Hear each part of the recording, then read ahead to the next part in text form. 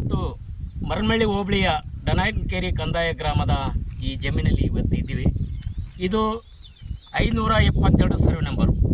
ಇಲ್ಲಿ ಸುಮಾರು 268 ಎಕರೆ ಜಮೀನನ್ನು 110ರಿಂದ 115 ಕುಟುಂಬಗಳು ಇವತ್ತು ಉಳುಮೆ ಮಾಡಿ ವಾಸ ಮಾಡ್ತಿದ್ದಾರೆ, ಅವರ ಬದುಕನ್ನು ಕಟ್ಟಿಕೊಂಡಿದ್ದಾರೆ.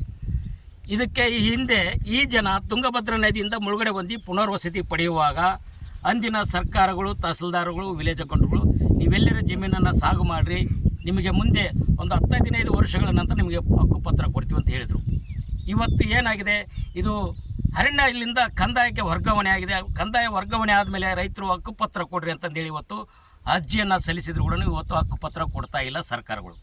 ಏನಂತ ಉತ್ತರ ಕೊಡ್ತಿದೆ, ಇದು ಪಟ್ಟಣ ಪಂಚಾಯಿತಿಯ 3 ಕಿಲೋಮೀಟ್ರ್ ವ್ಯಾಪ್ತಿಯೊಳಗೆ ಬರ್ತದೆ, ಈ ನಿಮಗೆ ಹಕ್ಕುಪತ್ರ ಕೊಡೋಕ್ಕೆ ಅವಕಾಶ ಇಲ್ಲ ಅಂತಂದೇಳಿ ಎಲ್ಲ ರೈತರಿಗೆ ಒಂದು ಸರ್ಕಾರದ ವತಿಯಿಂದ ತಹಸೀಲ್ದಾರ್ ಮುಖಾಂತರ ಹಿಂಬಾರವನ್ನು ಕೊಟ್ಟಿದ್ದಾರೆ. ಇವತ್ತು ಈ ಭೂಮಿಯನ್ನು ನಂಬಿಕಿರ್ತಕ್ಕಂಥ ಕುಟುಂಬಗಳು ಏನು ಆಲೋಚನೆ ಮಾಡ್ತದವೆ, ಇದೇ ನಮ್ಮ ಬದುಕು, ಈ ಬದುಕನ್ನು ನಮ್ಮನ್ನ ಸರ್ವನಾಶ ಮಾಡಿದರೆ ನಮ್ಮ ಮುಂದಿನ ಪೀಳಿಗೆ ನಮ್ಮ ಬದುಕು ಸರ್ವನಾಶ ಅಂತಂದು ಯೋಚನೆ ಮಾಡಿ ಇವತ್ತು ಆತ್ಮಹತ್ಯೆ ಕಡೆಗೆ ದಾರಿ ಹಿಡಿತಾ ಇದ್ದಾರೆ. ಅದಕ್ಕೆ ನಾವು ಅವ್ರಿಗೆ ಏನು ಹೇಳ್ತಿದ್ದೀವಿ, ಯಾವುದೇ ಕಾರಣಕ್ಕೂ ಆತ್ಮಹತ್ಯೆನೇ ನಮಗೆ ಮೂಲದಾರಿ ಅಲ್ಲ, ನಮ್ಮ ಹೋರಾಟದ ಮುಖಾಂತರ ನಮ್ಮ ಹಕ್ಕನ್ನು ನಾವು ಪಡ್ಕೊಳ್ಳೋಣ, ಯಾವ ಕಾರಣಕ್ಕೂ ಆತ್ಮಹತ್ಯೆ ಅಂತ ಹೇಳಿ ಕೆಲಸವನ್ನು ಯಾರು ಮಾಡಬೇಡ್ರಿ ಅಂತ ಇವತ್ತೆಲ್ಲ ರೈತರು ಒಗ್ಗಟ್ಟಾಗಿದ್ದಾರೆ.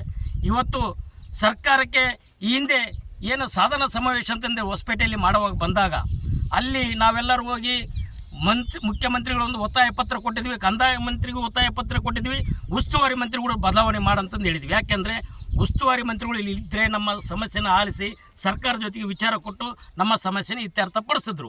ಅವ್ರಿಗೆ ಕೂಡ ಧಿಕ್ಕಾರಕ್ಕೆ ಹೋಗಿದ್ವಿ, ಒಂದು ತಿರುಗದಿನಲ್ಲೇ ಪತ್ರಿಕಾಗೋಷ್ಠಿ ಮಾಡಿದ್ವಿ. ಏನಂತ, ಸಾಧನ ಸಮಾವೇಶಕ್ಕೆ ಬರ್ತಕ್ಕಂಥ ಕಂದಾಯ ಮಂತ್ರಿ ಮತ್ತು ಮುಖ್ಯಮಂತ್ರಿಗೆ ಗೆರವು ಹಾಕಬೇಕು, ಇಲ್ಲ ಕಪ್ಪು ಬಾವುಟ ಪ್ರದರ್ಶನ ಮಾಡಬೇಕಂತಂದೇಳಿ ನಾವು ಒಂದು ಪತ್ರಿಕಾಗೋಷ್ಠಿ ಮಾಡಿದಾಗ ರಕ್ಷಣಾ ಇಲಾಖೆಯವರು ನಮ್ಮೆಲ್ಲ ಒಂದು ಕಡೆ ಸೇರಿಸಿ ಕಂದಾಯ ಮಂತ್ರಿಗೂ ಮತ್ತು ಉಸ್ತುವಾರಿ ಮಂತ್ರಿಗೆ ಭೇಟಿ ಮಾಡಿಸಿ ಅವರಿಗೆ ನಮ್ಮನ್ನು ಒಂದು ಸಭೆಯನ್ನು ಏರ್ಪಾಟು ಮಾಡಿದರು.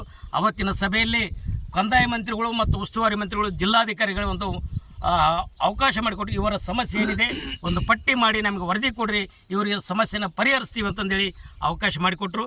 ಅದರಂತೆ ಅವ್ರು ಜಿಲ್ಲಾಧಿಕಾರಿ ಹೇಳಿರೋದು ಒಂದು 2-3 ದಿನಗಳ ಕಾಲ ಬಿಟ್ಟು ನಮ್ಮ ಹತ್ರ ಬರ್ರಿ, ಅದೇನು ಸಮಸ್ಯೆ ಇದೆ ಇತ್ಯರ್ಥ ಪಡಿಸೋಣ ಅಂತಂದು ಹೇಳಿದರು.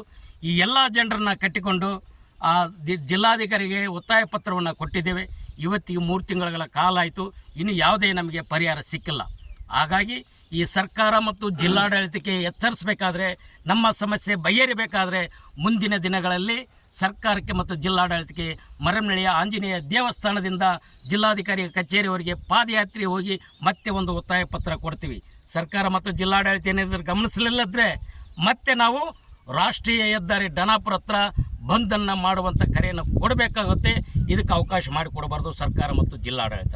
ಅದಕ್ಕೂ ಮೆಕ್ಕಿ ಮತ್ತೆ ತಮ್ಮ ಹಠವನ್ನೇ ಸಾಧನೆ ಮಾಡೋದಾದರೆ, ಏನು ಕರ್ನಾಟಕ ರಾಜ್ಯದಲ್ಲಿ ದೇವನಹಳ್ಳಿ ತಾಲೂಕಿನ ಚನ್ನರಾಯಪಟ್ಟಣ ಹೋಬಳಿಯ ಹೋರಾಟ ಯಾವ ರೀತಿ ಉಗ್ರ ರೂಪಕ್ಕೆ ತಾಳಿತು, ಅದೇ ರೀತಿ ಮತ್ತು ಹೊಸಪೇಟೆ, ವಿಜಯನಗರ ಜಿಲ್ಲೆ ಹೊಸಪೇಟೆ ತಾಲೂಕಿನ ಮರಮಳ್ಳಿ ಹೋಬಳಿ ದೊಡ್ಡ ಹೋರಾಟದ ಇತಿಹಾಸ ಸೃಷ್ಟಿಯಾಗುತ್ತೆ. ಸರ್ಕಾರ ಮತ್ತು ಜಿಲ್ಲಾಡಳಿತ ಎಚ್ಚೆತ್ತುಕೊಂಡು ನಮ್ಮ ರೈತರಿಗೆ ಹಕ್ಕುಪತ್ರ ಕೊಟ್ಟು ಅವರ ಬದುಕನ್ನು ಹಸನ ಮಾಡಬೇಕಂತಂದೇಳಿ ಈ ಮೂಲಕ ಒತ್ತಾಯ ಮಾಡ್ತೇವೆ. ನಮಸ್ಕಾರ. ನಮ್ಮ ಹೆಸರು ಗೋಣಿ ಬಸಪ್ಪ ಅಂತಂದೇಳಿ, ಕರ್ನಾಟಕ ರಾಜ್ಯ ರೈತ ಸಂಘದ ರಾಜ್ಯ ಸಂಘಟನಾ ಕಾರ್ಯದರ್ಶಿ.